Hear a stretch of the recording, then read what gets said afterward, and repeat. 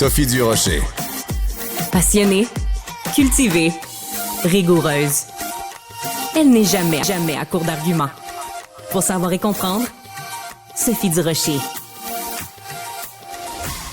Si vous nous écoutez depuis la semaine passée, on a comme lancé, Sophie et moi, un nouveau segment dans l'épisode, le segment Céline Dion, parce que je suis fan, je l'aime comme c'est pas possible.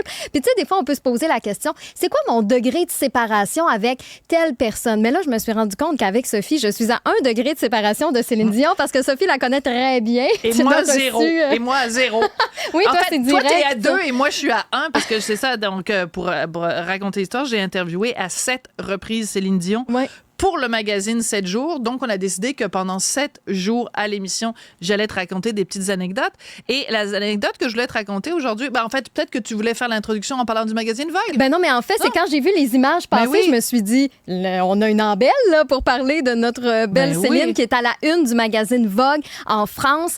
Si vous nous écoutez via la chaîne télé de Cube, moi, son manteau, j'en prendrais une bouchée tellement oui, ça a on l'air a bon. c'est un gâteau de mariage. Je sais. Alors, je pense qu'elle est tout nue en dessous, par contre.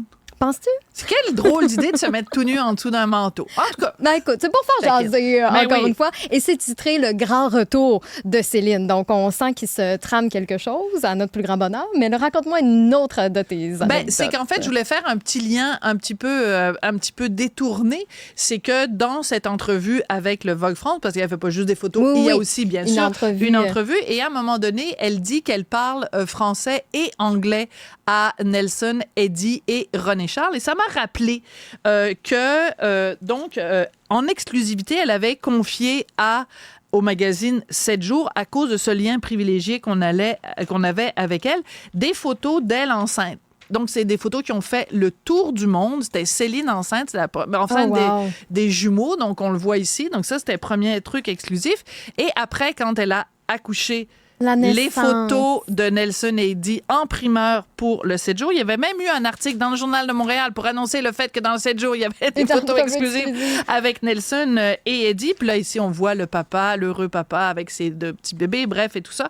Et donc, tout ça pour dire que si, à l'époque, j'avais su que Céline allait parler en français et en anglais avec ses 2 enfants, peut-être que je l'aurais chicané en entrevue en lui disant, coudonc, vous êtes une fière Québécoise, une fière francophone. Monsieur Angélil est un fier francophone. Vous êtes une fière représentante de la francophonie. Ouais. Peut-être que j'y aurais fait...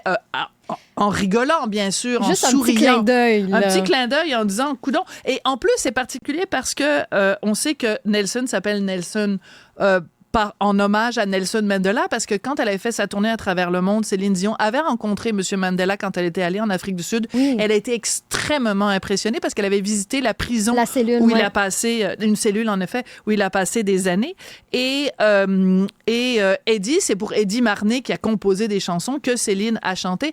Alors, je me dis, à parler en anglais à Eddie Marnay qui a écrit des chansons qui sont connues dans toute la francophonie, c'est particulier. Mais penses-tu que c'est parce qu'elle adapte son message? Parce que, tu sais, je lisais l'entrevue, puis, tu sais, elle essaie d'être très, permets-moi l'expression, corporate, là, tu sais, elle dit, je suis américaine et française et québécoise, tu sais, on sent qu'elle veut plaire un peu à tout le monde. Elle veut faire plaisir à tout le monde. C'est ça, fait que, est-ce qu'on peut... c'est ça. Est-ce que je suis du genre à faire plaisir à tout le monde? Non. T'as raison. Alors, c'est sûr que... mais on dirait que je serais curieuse de savoir les réponses qu'elle donnerait à une entrevue à un journaliste ici québécois. Au Québec. C'est ça. Je me demande si la réponse serait différente. La prochaine fois qu'elle va donner une entrevue à un magazine ou un journal québécois, c'est sûr que les gens vont revenir là-dessus. Ça va être intéressant. En effet, très bon point, Stéphanie, de savoir ce qu'elle dit. Et peut-être que notre entrevue exclusive au Québec sera avec Sophie Durocher. Je lance ça dans l'univers. Tout d'un coup que ça marcherait. Peut-être. Oh, que j'aimerais ça. Peut-être. Ce serait drôle. Merci, Sophie, pour tes anecdotes. On reprend ça demain. Oui.